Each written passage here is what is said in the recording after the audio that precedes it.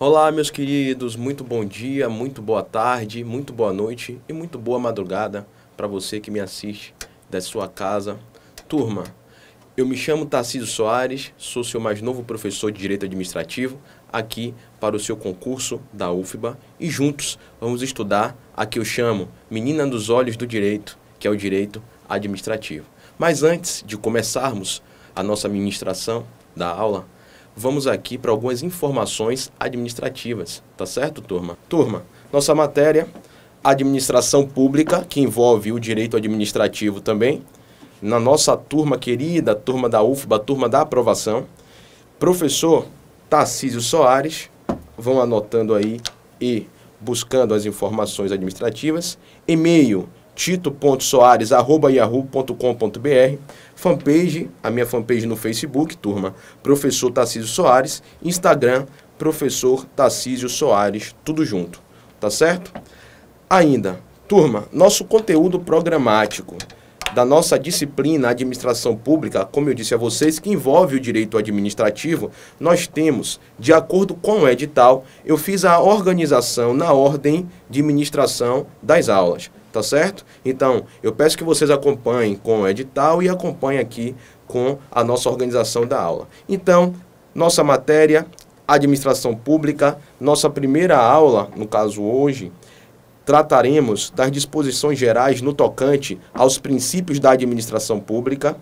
Na nossa segunda aula, nós vamos ver organização da administração pública, depois controle da administração pública, licitações, Lei 8666 de 93 e a Lei 10.520 de 2002, que é a lei do nosso pregão, improbidade administrativa, prevista na Lei 8429 de 92, agentes públicos, Lei 8.112/90, que também vamos adentrar nas disposições gerais da Constituição Federal, e o nosso processo administrativo, previsto na Lei 9784 de 99.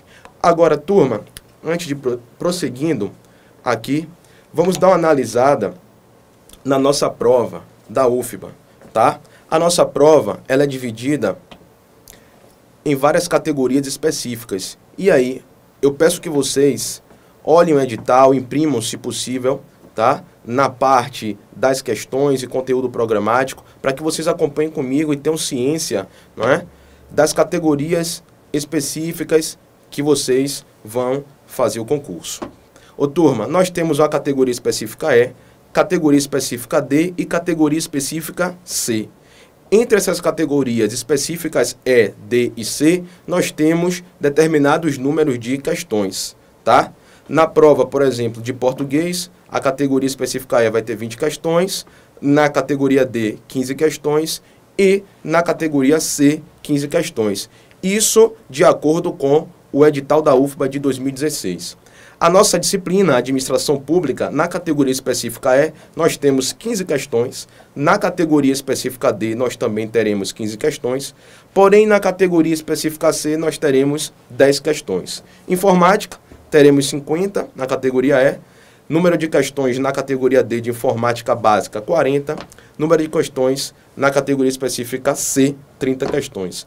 Total, tá bom? Aí, da prova, de todas as provas, nas disciplinas da categoria E, nós teremos 100 questões. Na categoria D, nós teremos 85 questões. E na categoria C específica, nós teremos 65 questões. Para que a gente possa se organizar aí com o número de questões de cada disciplina. Tá bom? E nossa programação da aula de hoje, vamos tratar, turma, só voltando aqui, vamos tratar das disposições gerais no tocante aos princípios da administração pública. E aí começaremos com o conceito de direito administrativo e princípios da administração pública, tá bom? Então vamos lá. Volta comigo, meu diretor, para a tela. Turma, a nossa disciplina Administração Pública, onde eu disse para vocês que o direito administrativo ele está também internamente incluído. Eu vou tratar com vocês agora, primeiramente, do conceito do direito administrativo. O direito administrativo é um dos ramos do direito público que visa tutelar a organização e o exercício das atividades do Estado na busca pelo interesse da coletividade. Então, o direito administrativo é um dos ramos do direito público que visa organizar as atividades do Estado na busca pelo interesse da coletividade ou na busca pelo interesse público, tá? Vem comigo mais uma vez para a gente ver aqui no nosso slide. Turma, vejam só. O direito administrativo é um dos ramos do direito público, uma vez que rege a organização e o exercício das atividades do Estado e se direciona na busca dos interesses da coletividade. Para Marçal Justen Filho, um dos maiores autores do direito administrativo, o direito administrativo é o conjunto das normas jurídicas de direito público que disciplinam as atividades administrativas necessárias à realização dos direitos fundamentais e à organização e o funcionamento das estruturas estatais e não estatais encarregadas de seu desempenho, tá? E aí nós adentraremos no regime jurídico administrativo, no famoso princípios administrativos. Turma, os princípios administrativos trata do conjunto de prerrogativas e limitações a que se submete o Estado, que fazem com que o poder público ele goze de privilégios em face dos particulares para alcançar o interesse público, tá bom? E, de acordo com o autor Matheus Carvalho, o regime jurídico administrativo é o conjunto harmônico de princípios que definem a lógica da atuação do ente público, a qual se baseia na existência de limitações e prerrogativas em face do interesse público. Esses princípios devem guardar entre si essa lógica, havendo entre eles um ponto de coincidência. Tá bom? Isso foi uma introduçãozinha, mas vamos partir para o nosso primeiro princípio, que é o princípio da supremacia do interesse público sobre o interesse privado. Volta comigo, meu diretor. Turma, o que vem a ser o princípio da supremacia do interesse público sobre o interesse privado, o nosso primeiro princípio da nossa aula de hoje. Pelo princípio da supremacia do interesse público sobre o interesse privado, o Estado ele goza de prerrogativas em face dos particulares para alcançar o interesse público ou interesse da coletividade. Quando eu digo que o Estado goza de prerrogativas em face dos particulares para alcançar o interesse da coletividade, eu estou querendo dizer para vocês que, em havendo necessidade, o Estado irá restringir direitos e garantias individuais dos particulares para alcançar o interesse da coletividade. Então, para alcançar o interesse público, turma, o Estado restringe direitos e garantias individuais. Eu estou querendo dizer para vocês que toda vez que o interesse público ele for confrontado com o interesse particular, o interesse público sempre irá prevalecer. Mas, professor, dá para mim um exemplo prático para que eu entenda essa supremacia do interesse público sobre o interesse privado? Só se for agora. Turma, o princípio da supremacia do interesse público sobre o interesse privado, num exemplo prático, vamos analisar. Vejam bem, imaginem você que o Estado contrata uma empresa privada, e vamos chamar essa empresa privada de empresa X. O Estado contrata a empresa X para fornecer merenda escolar para uma escola pública. Só que vocês sabem que esse contrato, em regra, ele previamente é oriundo de um procedimento licitatório, tá? Então, em regra, nós temos um procedimento licitatório prévio para, posteriormente, efetuarmos um contrato administrativo com o vencedor da licitação. Então, vamos imaginar que essa nossa empresa X, empresa privada, vence a licitação, pois apresentou a melhor proposta e o Estado contrata com essa empresa X para essa empresa X fornecer merenda escolar para uma escola pública. Ô, turma, nesse momento que o Estado contrata essa empresa X para fornecer merenda escolar para uma escola pública, se essa escola pública, no decorrer da sua prestação de serviço, ela presta esse serviço de forma inadequada, posteriormente, o Estado, é claro, que tem que tomar uma providência. Por quê? Porque no início o Estado contratou, porque a empresa venceu a licitação, apresentou a melhor proposta e ela tem a fama de prestar um serviço de qualidade. E como esse serviço é prestar merenda escolar para a escola pública, tem que ter muito cuidado. Então, essa empresa X presta sempre um serviço de qualidade, para a escola pública, fornece merenda escolar na validade correta.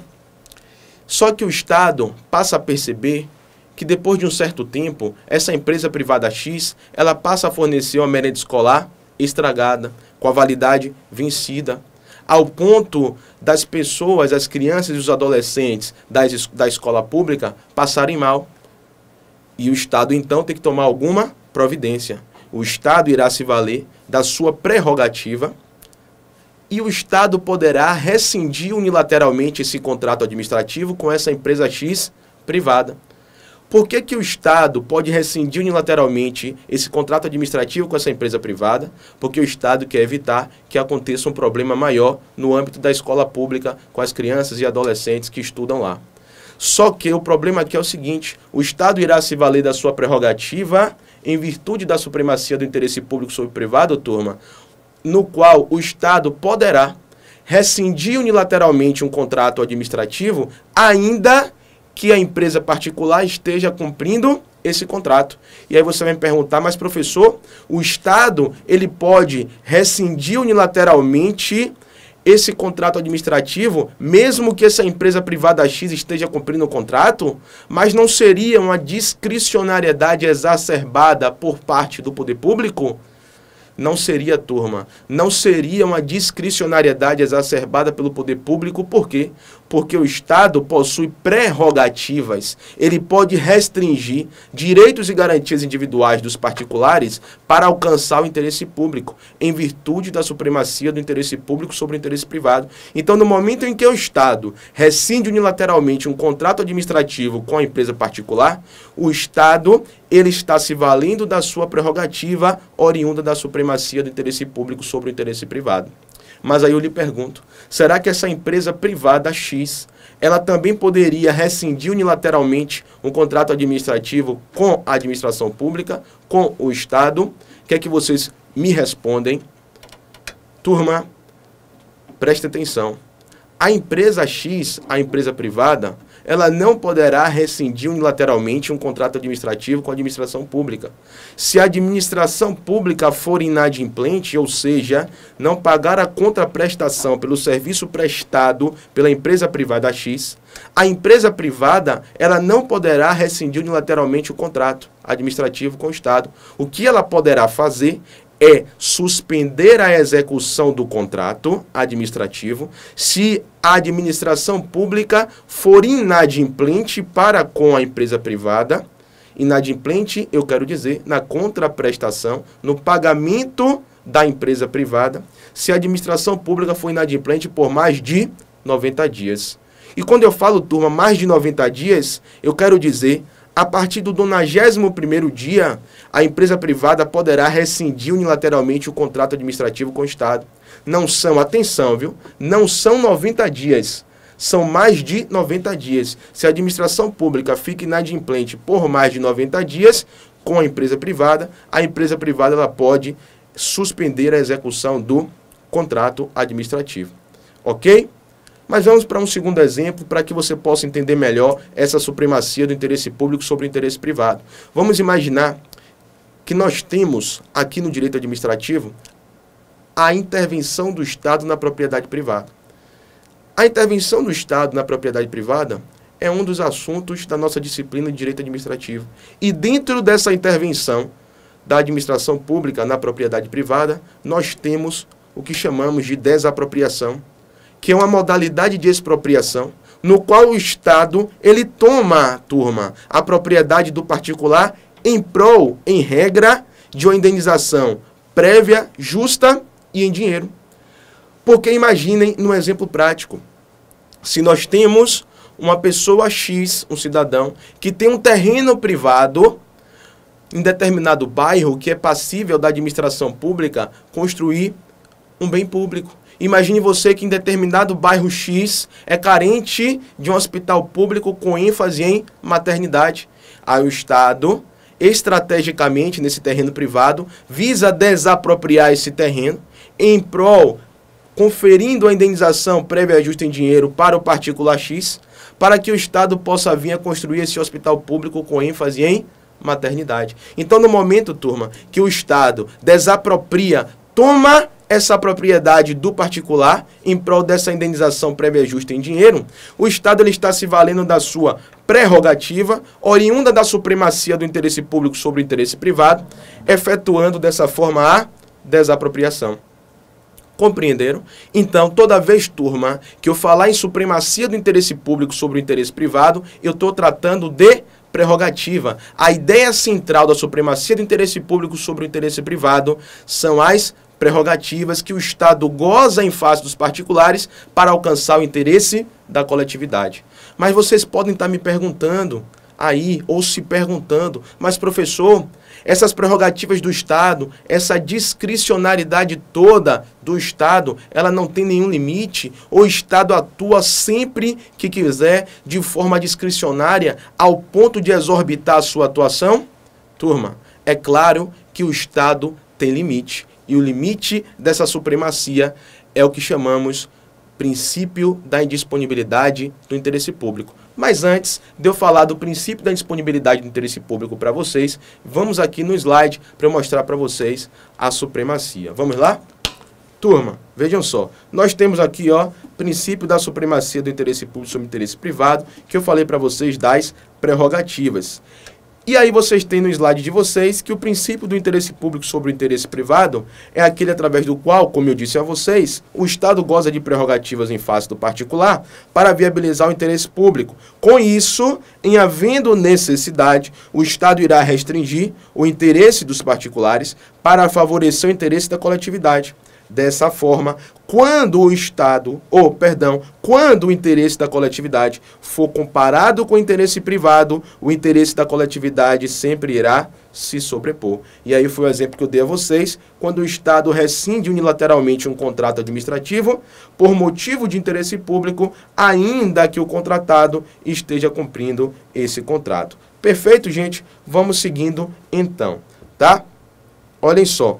Percebam que o poder público possui várias prerrogativas, tais como: quais são essas prerrogativas que eu falei, oriundas da supremacia? Nós temos prazos diferenciados para as pessoas jurídicas de direito público.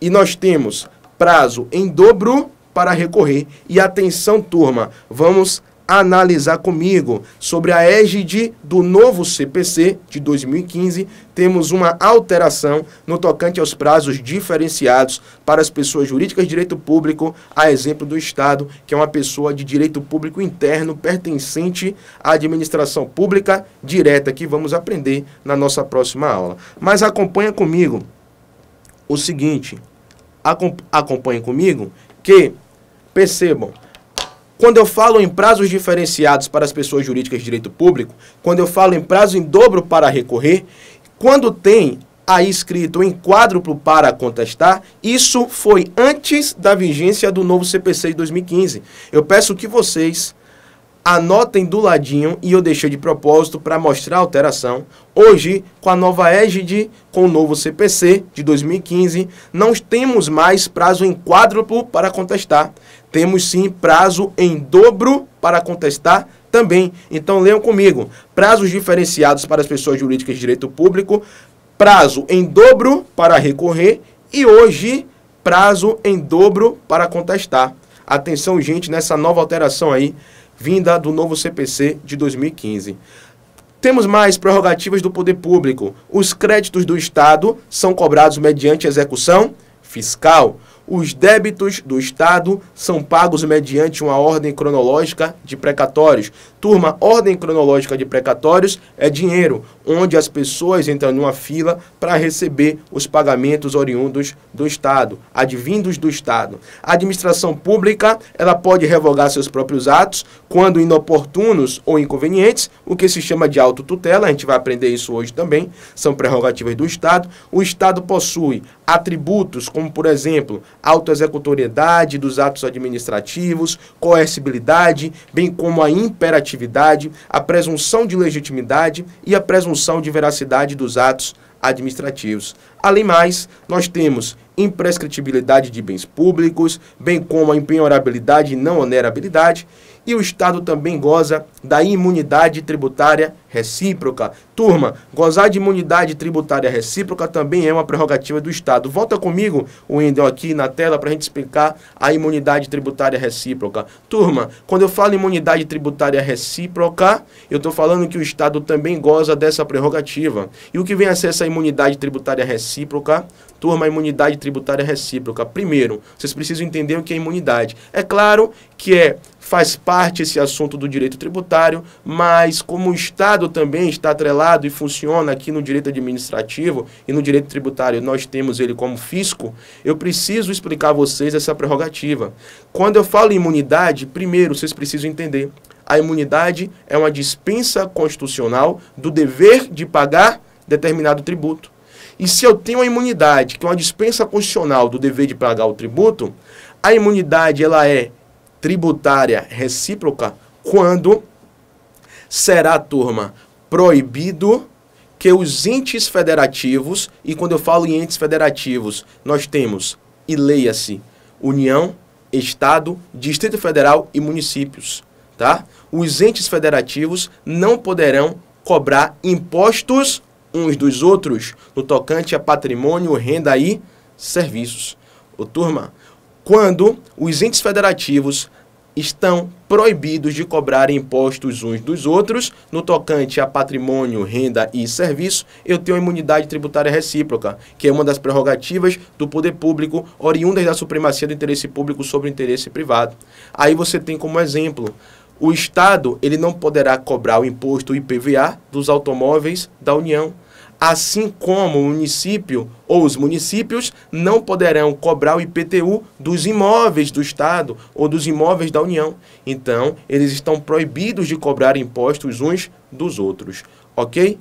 Essa é a prerrogativa oriunda da supremacia que as pessoas jurídicas de direito público possuem, que é a chamada imunidade tributária recíproca. Mas voltando aqui para os slides, turma, para a gente compreender as prerrogativas, tá? Então, terminamos aqui na imunidade tributária recíproca, com tocante às prerrogativas, mas eu falava a vocês que não tem limite essa discricionariedade do Estado, essas prerrogativas, tem, e é justamente o princípio da indisponibilidade do interesse público. Volta comigo, meu diretor, na tela. Turma, o limite para a supremacia do interesse público sobre o interesse privado do Estado é justamente a indisponibilidade do interesse público. E o que entendemos pelo princípio da indisponibilidade do interesse público? O princípio da indisponibilidade do interesse público significa que o Estado, a administração pública, não pode dispor do interesse público. A administração pública não pode dispor do interesse público. Por quê? Porque o interesse público não pode ser objeto de disposição do Estado. Agora você pode estar se perguntando, professor, por que o interesse público não pode ser objeto de disposição do Estado? É muito simples, turma. Sabem por quê?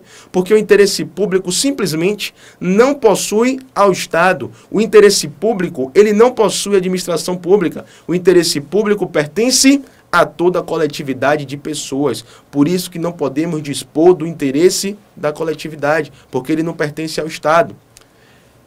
Exemplo prático, turma. A administração pública quer construir uma obra pública. Ela, em regra, antes de efetuar o contrato administrativo, o que é que a gente faz? Procedimento licitatório. Eu falo regra por quê? Porque a gente vai aprender em licitações que o Estado ele pode efetuar a modalidade de contratação direta no tocante às espécies de dispensa e inexigibilidade de licitações. Por isso eu falo que, em regra, o poder público ele efetua um procedimento licitatório prévio para a realização dos contratos administrativos. Então, vamos imaginar nesse exemplo que a administração pública ela quer efetuar a construção de obra pública e lança um edital de licitação e contrata com a empresa vencedora da licitação para a construção da obra pública. Só que, observe o seguinte, o Estado, ele contratou a empresa privada em virtude dos aspectos previstos no edital de licitação. E com qual empresa que a administração pública vai contratar? É lógico, turma, vai contratar com a empresa vencedora da licitação. E quem é a empresa vencedora da licitação? É aquela empresa que ofereceu a melhor proposta. E essa melhor proposta que foi oferecida por essa empresa privada é justamente o interesse público. Porque se o Estado contrata com a empresa que forneceu uma proposta mais alta, pelo simples fato do Estado ter algum conhecimento interno com determinada empresa, isso violaria o caráter competitivo do procedimento licitatório. Então, para que o Estado não se locuplete ilicitamente, ou seja, para que o Estado não se enriqueça ilicitamente, o Estado, e também, além de se enriquecer ilicitamente, para que o Estado não viole o interesse da coletividade, o Estado, ele tem que perfazer sempre o interesse público, que é o seu objetivo maior, e por isso, para que se viabilize o interesse público, o Estado, ele tem que escolher a melhor proposta e contratar com a empresa que venceu a licitação e que ofereceu a melhor proposta. Ô turma, além disso, observe o seguinte, no exemplo. Será que seria possível um servidor público de uma repartição pública da Receita Federal, por exemplo, desviar uma verba pública em virtude de possuir seu cargo público para pagar o colégio de seu filho? Será que o servidor público ele pode pegar uma verba pública para pagar uma conta sua de energia elétrica? Será que ele não estaria exacerbando a discricionariedade dele na repartição pública? Sim. E é por isso que nessas ocasiões, nessas situações onde o servidor ele desvia a verba pública para pagar a conta de colégio do seu filho, ou ele pega o carro da repartição pública para levar o seu filho no colégio, o princípio da indisponibilidade, turma, ele limita a discricionariedade dos agentes públicos, limita a discricionariedade do Estado para que o Estado não viole o interesse da coletividade. Então, o princípio da disponibilidade do interesse público é justamente o limite dessa supremacia do interesse público sobre o interesse privado. E toda vez que eu falar, turma, em disponibilidade do interesse público, vocês poderão e terão que lembrar de limitações. Então vamos combinar o seguinte, toda vez que eu falar em supremacia do interesse público sobre o privado, vocês vão lembrar de prerrogativas. Quando eu falar de indisponibilidade do interesse público, vocês vão lembrar de limitações. E é por isso que o conjunto dessas prerrogativas, oriundas da supremacia do interesse público sobre o interesse privado, juntamente com as limitações que perfazem a disponibilidade do interesse público, é o que chamamos de regime jurídico administrativo. Então, turma, o conjunto dessas prerrogativas que são decorrentes da supremacia do interesse público sobre o interesse privado, com as limitações que são oriundas da disponibilidade do interesse público, formam o que chamamos de regime jurídico administrativo. E para encerrar esse bloco com chave de ouro, turma, eu pergunto a vocês, o princípio da supremacia do interesse público sobre o interesse privado e o princípio da disponibilidade do interesse público, será que eles são princípios implícitos ou são princípios expressos na Constituição Federal? Anotem e não esqueçam mais. O princípio da supremacia do interesse público sobre o interesse privado e o princípio da disponibilidade do interesse público são princípios implícitos na Constituição Federal. Volta comigo aqui no slide para a gente ver o princípio da disponibilidade do interesse público e encerrarmos com chave de ouro esse bloco. Turma, eu disse a vocês que o princípio da disponibilidade do interesse público é aquele que estabelece limitações, e aí, gente, limitações destacado de vermelho, para que vocês tenham a ideia central da indisponibilidade do interesse público. É aquele que estabelece limitações ao Estado. Significa que o poder público, ele não poderá dispor do interesse público, pois o interesse público não pertence ao poder público, e sim pertence à coletividade, como eu disse a vocês. Dessa forma, o interesse público será indisponível para evitar o desvio do interesse público, e por isso a administração pública sofrerá limitações. O ordenamento jurídico, ele estabelece alguns limites ao administrador público para evitar que ele se desvincule do interesse público em prol de direitos individuais ou privados. E o exemplo que eu dei para vocês, de forma resumida aqui, o Estado, em virtude de um procedimento licitatório prévio, ele contrata com o vencedor da licitação, porque o vencedor da licitação oferece a melhor proposta, viabilizando o interesse público. Vejamos alguns exemplos de limitações às quais o Estado se submete, turma. Os contratos administrativos, observem, eles possuem garantias, possuem cláusulas exorbitantes, mas, não obstante esses contratos administrativos possuam garantias, cláusulas exorbitantes, eles dependem de licitação. Então, tudo que tiver de preto são as prerrogativas, tudo que tiver de vermelho, vamos combinar, são as limitações. Então, quando eu digo que os contratos administrativos possuem garantias, cláusulas exorbitantes, são as prerrogativas que o Estado possui no tocante aos contratos administrativos. E quais são as limitações? Eles, não obstante possuam garantias e cláusulas exorbitantes, eles dependem de licitação, precisam ter prazo determinado, se submetem ao controle do Tribunal de Contas da União. Além disso, além dos contratos, os servidores públicos, quais são as prerrogativas dos servidores públicos? Eles possuem estabilidade, eles possuem garantias. Mas quais são as limitações, turma, oriundas da indisponibilidade? Não obstante os servidores públicos possuem estabilidade e garantias, eles dependem de concurso público, não podem acumular nem cargo e nem emprego. Tá certo, turma? Então vamos para... Volta comigo, meu diretor. Então vamos, a partir de agora, não saia daí, beba só uma aguinha e continue comigo para a gente estudar os chamados princípios expressos na Constituição Federal. Não saia daí, porque eu espero você.